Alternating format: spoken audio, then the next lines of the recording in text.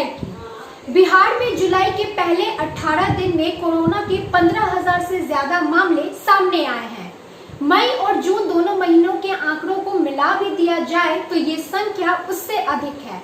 इसीलिए विपक्ष नीतीश सरकार पर हमलावर है और तेजस्वी यादव कह रहे हैं कि बिहार कोरोना का ग्लोबल हॉटस्पॉट बनने जा रहा है।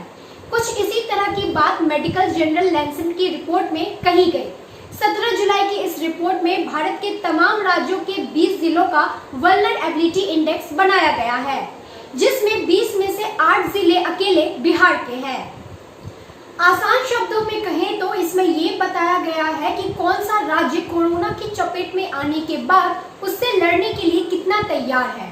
इस इंडेक्स में मध्य प्रदेश के बाद नंबर आता है बिहार का, यानी इन दोनों राज्यों की व्यवस्था चरमराने का खतरा सबसे ज्यादा है। तो आइए देखते हैं इस पे बनी एक खास रिपोर्ट। WHO और ICMR दोनों ही संस्थाएं कोरोना के खिलाफ लड़ाई में टेस्टिंग को सबसे महत्वपूर्ण लड़ाई मानती है। यानी टेस्ट अधिक से अधिक होगा तो पॉजिटिव लोगों के बारे में जानकारी समय पर मिलेगी और फिर उनके कॉन्टैक्ट को ट्रेस और आइसोलेट करने में मदद मिलेगी। लेकिन प्रदेश की सरकार उसी में पिछड़ती जा रही है। बिहार में प्रति मिलियन टेस्ट की बात करें तो आंकड़ा 300 है। बिहार से कहीं छोटा राज्य दिल्ली है, वहां प्रति मिलियन 45,000 टेस्ट किए जा रहे हैं। हालांकि ये आंकड़े महाराष्ट्र, तमिलनाडु और आंध्र प्रदेश में इससे भी कहीं ज्यादा है। इन आंकड़ों से समझा जा सकता है कि बिहार में टेस्टिंग की हालत कितनी खराब है। अगर टेस्ट नहीं होंगे तो पॉजिटिव लोगों के बारे में पता नहीं चल पाएगा और फिर कॉन्टैक्ट ट्रेसिंग भी नहीं हो पाएगी। इसीलिए शुरुआती लापरवाही की वजह से आज बिहार में सबसे ज्यादा दिक्कत आ रही है। LNJP पटना के हड्डी रोग विभाग के पूर्व निदेशक डॉक्टर HN दिवाकर की माने तो जुलाई में आंकड़ों में इजाफा इसलिए भी हुआ है क्योंकि टेस्टिंग बढ़ी है। इसे केवल नकारात्मक तरीके से नहीं देखना चाहिए। जांच ज्यादा होगी तो मामले ज्यादा ही निकलेंगे। बिहार में कल सुबह तक कुल 3,78,000 लोगों के टेस्ट हुए हैं, जिनमें से पिछले 24 घंटे में 10,000 से ज्यादा टेस्ट हुए हैं। बिहार की बिगड़ती कोरोना स्थिति पर केंद्र सरकार की भी नजर है। इसीलिए केंद्रीय स्वास्थ्य मंत्रालय की 3 सदस्यीय टीम स्थिति का जायजा लेने रविवार को बिहार पहुंची। इस टीम में केंद्रीय स्वास्थ्य मंत्रालय के संयुक्त सचिव Lav Agarwal, National Centre for Disease Control के डॉक्टर SK सिंह और एम्स नई दिल्ली के डॉक्टर नीरज निश्चल शामिल हैं। दिल्ली में एक समय पर कोरोना की स्थिति ऐसी ही बिगड़ती नजर आई थी। दिल्ली सरकार ने समय रहते अलार्म बेल बजाया और केंद्र सरकार हरकत में आई। खुद मुख्यमंत्री अरविंद केजरीवाल ने केंद्रीय गृह मंत्री अमित शाह और स्वास्थ्य मंत्री से मदद मांगी और मामला काबू में आता दिख रहा है। लोक जनशक्ति पार्टी के नेता और लोकसभा सांसद चिराग पासवान ने ट्वीट पर केंद्र सरकार द्वारा टीम भेजने की पहल की सराहना की है, लेकिन बिहार सरकार की अपनी तरफ से ऐसी कोई पहल नहीं दिखी। लेकिन बिहार सरकार ने अपनी तरफ से खुलकर केंद्र से कोई मदद नहीं मांगी और न ही खतरे की घंटी का जिक्र किया। केंद्रीय टीम ने बिहार दौरे के दौरान केंद्र सरकार के बनाए कंटेनमेंट जोन प्लान को सख्ती से अमल करने की बात कही। इन सब को देखते हुए विपक्ष भी राज्य सरकार को फेल बताने से भी परहेज नहीं कर रही है। बिहार सरकार ने कोरोना की बिगड़ती हुई हालत से निपटने के लिए एक बार फिर से लॉकडाउन लगाया है। उसका कितना फायदा मिलेगा इसका पता कुछ समय बाद चलेगा। लेकिन डॉक्टर्स की माने तो पिछले लॉकडाउन का सही इस्तेमाल ना तो सरकार ने किया और ना ही जनता ने। अभी तक बिहार में प्राइवेट अस्पतालों के लिए कोई टेस्टिंग प्रोटोकॉल सरकार की तरफ से जारी नहीं किया गया है। इतना ही नहीं, पटना में केवल 2 अस्पतालों को ही कोविड-19 अस्पताल बनाया गया है।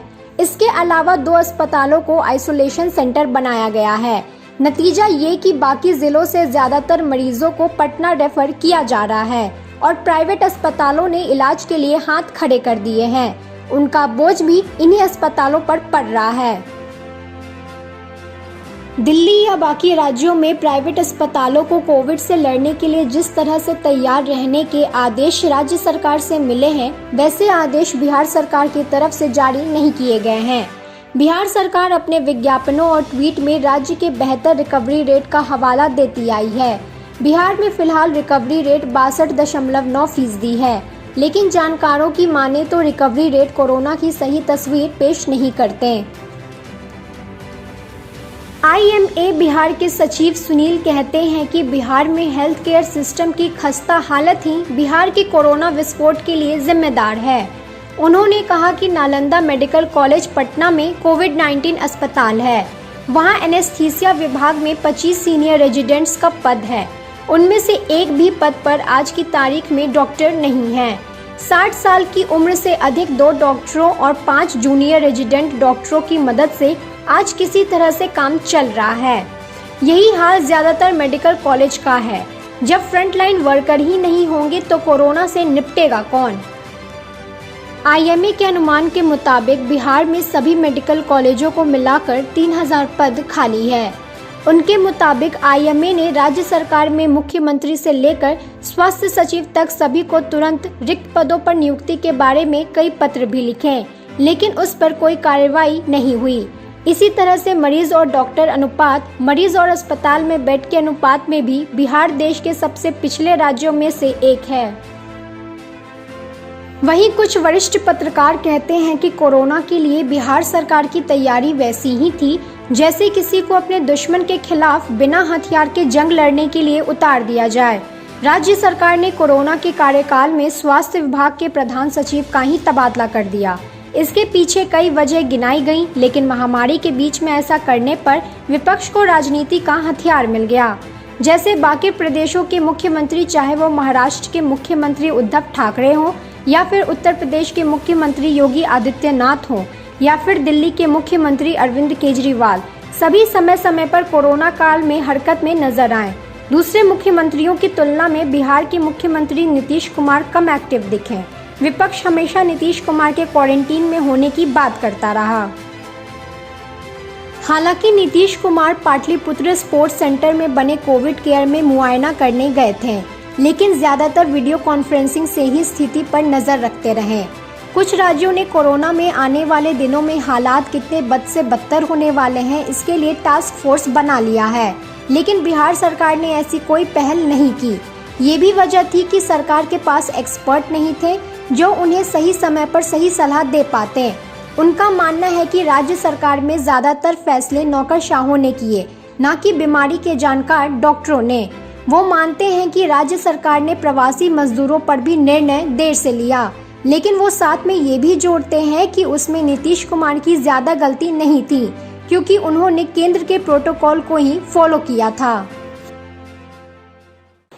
इतना जरूर है कि प्रवासी मजदूरों को ठीक से संभाल पाने में सरकार कामयाब नहीं रही।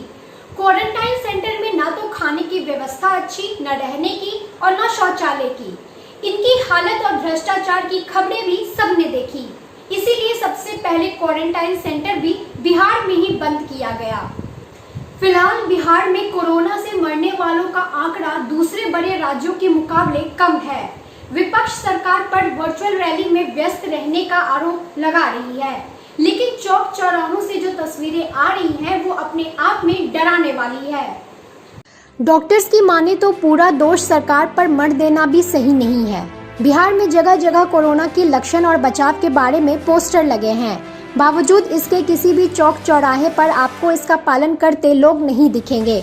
जब मोबाइल फोन पर आपको इसके बारे में बताया जा रहा है, टीवी पर हर घंटे कई बार विज्ञापन दिखाया जा रहा है, फिर भी लोग ना तो मास्क पहनने को राजी हैं और ना ही सोशल डिस्टेंसिंग का पालन कर रहे हैं। बिहार में नेता प्रतिपक्ष ने ट्विटर पर एक वीडियो पोस्ट किया है जिसमें जांच के लिए अस्पताल में खड़े लोग एक दूसरे के साथ पीठ से पीठ सटाए खड़े नजर आ रहे हैं। इसके लिए सरकार को नहीं, जनता को दोषी मानना चाहिए। जब तक लोगों में कोरोना से भय नहीं होगा और बचाव के लिए खुद लोग सजग नहीं होंगे, प्रशासन के सारे उपाय धरे के धरे रह जाएंगे। लेकिन आखिर सवाल ये है कि इस कोरोना कहर से बचने के लिए बिहार को क्या करना होगा। वैसे इसका जवाब लैंसेट की रिपोर्ट में है। इस रिपोर्ट को लिखने वाले राजीव आचार्य का कहना है कि बिहार को हेल्थ सिस्टम पर ज्यादा खर्च करने की जरूरत है और वो भी जिला स्तर पर। इसके अलावा लोगों को सामाजिक और आर्थिक स्थिति पर ध्यान देने की जरूरत है ताकि घरों में पानी, टॉयलेट जैसी बुनियादी सुविधाएं लोगों को मिल सकें। बिहार में गरीब लोगों की संख्या बहुत ज्यादा है। कोरोना की स्थिति से कैसे निपटेंगे, ये राज्य सरकार को सुनिश्चित करने की जरूरत है। इनका इलाज कैसे होगा और खर्च कैसे चलेगा।